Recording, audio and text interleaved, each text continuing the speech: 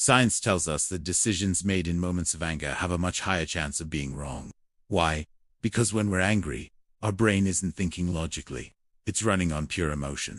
The great philosopher Aristotle once said, anyone can become angry, but to be angry at the right time, for the right reason, and in the right amount, that is true skill. But have we really mastered that skill? Think about it. We often forget how a single moment of anger can shatter relationships built over years, or how one emotional decision can completely change the course of our lives. Today's story is about exactly that. It teaches us that having power doesn't make someone strong. True strength lies in the ability to control one's own emotions. Once upon a time, there was a powerful and intelligent king, but he had one major weakness, a very short temper. He would fly into a rage over the smallest things and make decisions driven by pure emotion.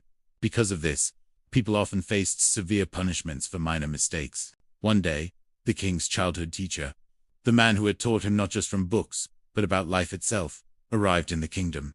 The king invited him to the royal palace for dinner. That evening, as they sat eating and reminiscing about old times, something happened. A fly suddenly fell into the king's soup. Seeing this, the king instantly became furious. He shouted, "What is this? A fly in my soup? How could you be so careless?" The servant, trembling with fear, stammered, "Your Majesty, I swear there was no fly when I served it." But the king's anger was not appeased. Seeing the tension, the old teacher spoke gently. "Your Majesty, please think for a moment. The servant didn't bring the fly.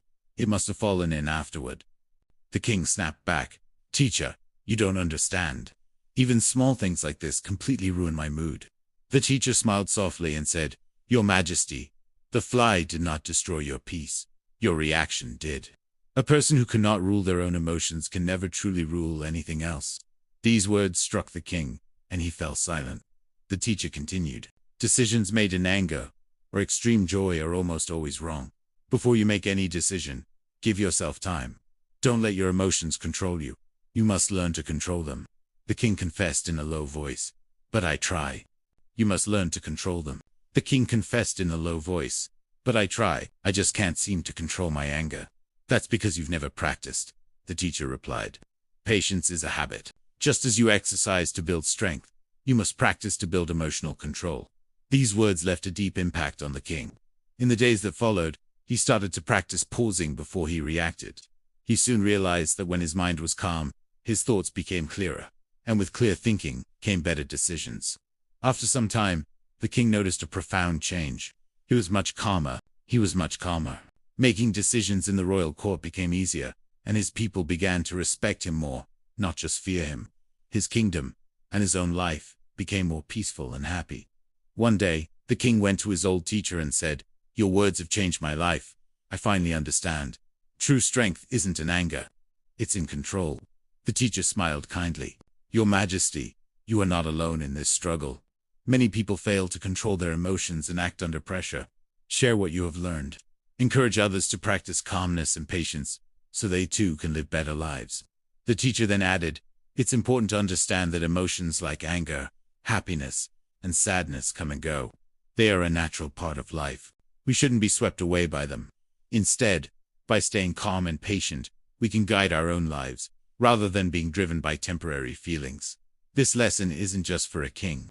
It's for all of us. If we look at our own lives, in this high-pressure world, it's so easy to get caught up in stress and anxiety. But by becoming aware of our emotions and learning to control them, we can take charge of our reactions and bring positive change into our lives.